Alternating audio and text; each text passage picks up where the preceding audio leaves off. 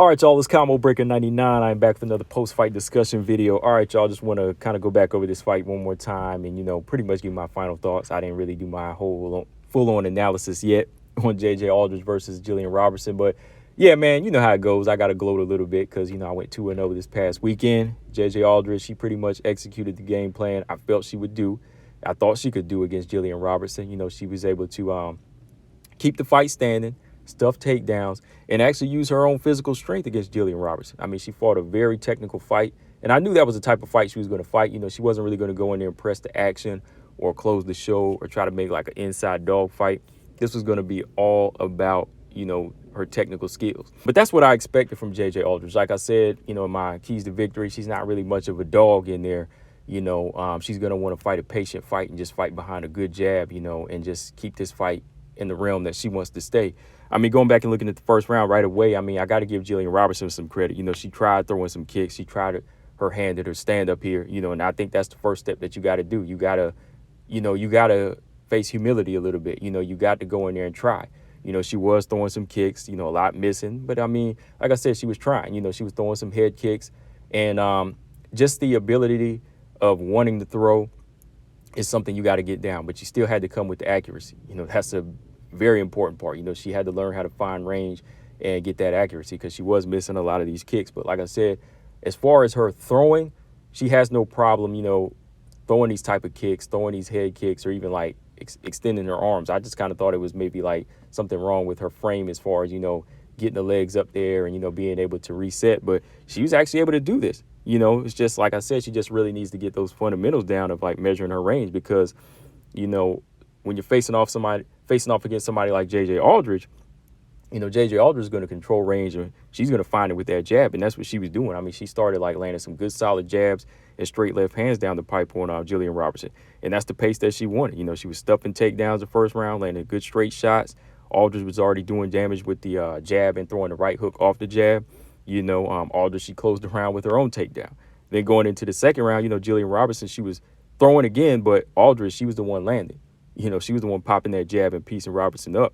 I mean, Robertson on the inside, she did land some good knees, but she wouldn't follow up. Like, she would land a good knee, then separate instead of landing in a good knee and then going more so on the inside and more pressure, And that's what she needed to do. Like I said in my keys to victory, Gillian Robertson needs to be a dog in there, like dirty box, land some good knees and stay on the inside.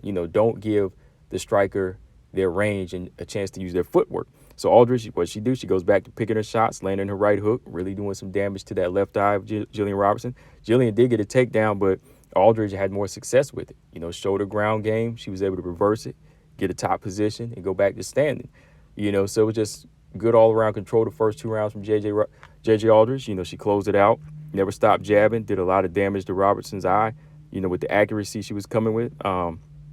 I think she could have stopped Robertson. I think she probably could have stopped Robertson if she did put her foot on the gas. But overall, if that's not her style, I just wanted to see her go in there and put on a clinic. 30-27, is solid. That's still a solid statement made by J.J. Aldrich. And she did that, going back to the ground again, she used her strength to control on top of Gillian Robertson. Gillian Robertson started to look like she was getting a little bit tired there. She kept looking at the clock, as J.J. Aldrich was working.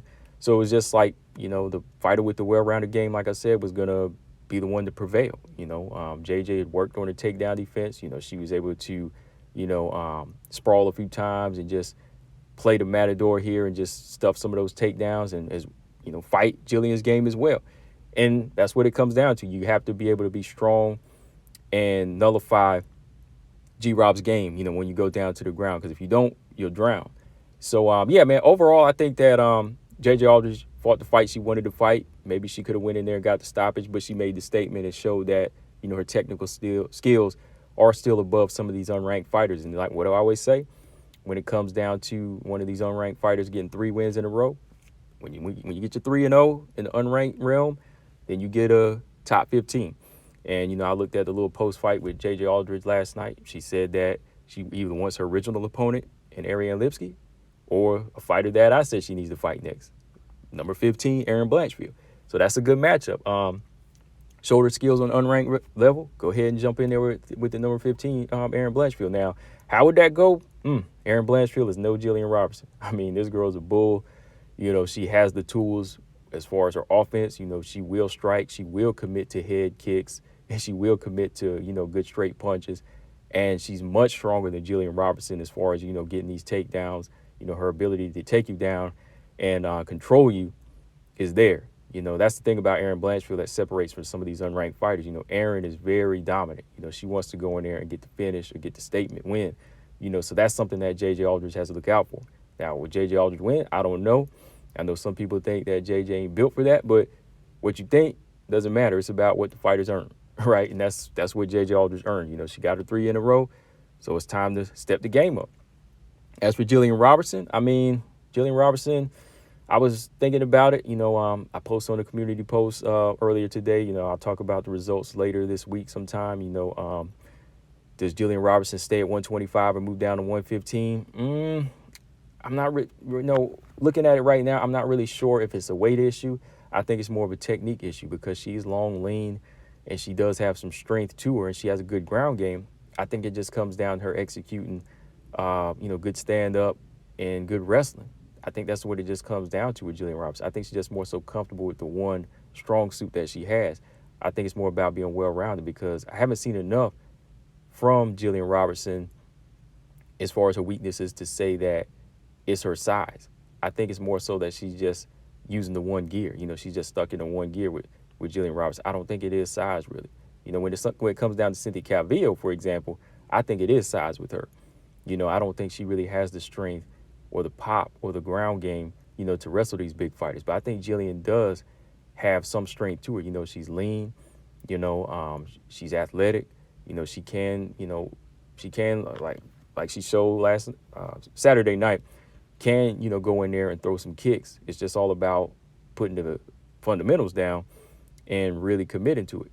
That's what it comes down for G-Rob. So we'll see. I don't think Gillian Robertson she's in any danger of getting cut. I think that we might see her in there with like a Ariane Lipsky or Mandy Boehm next. Those names are out there for her.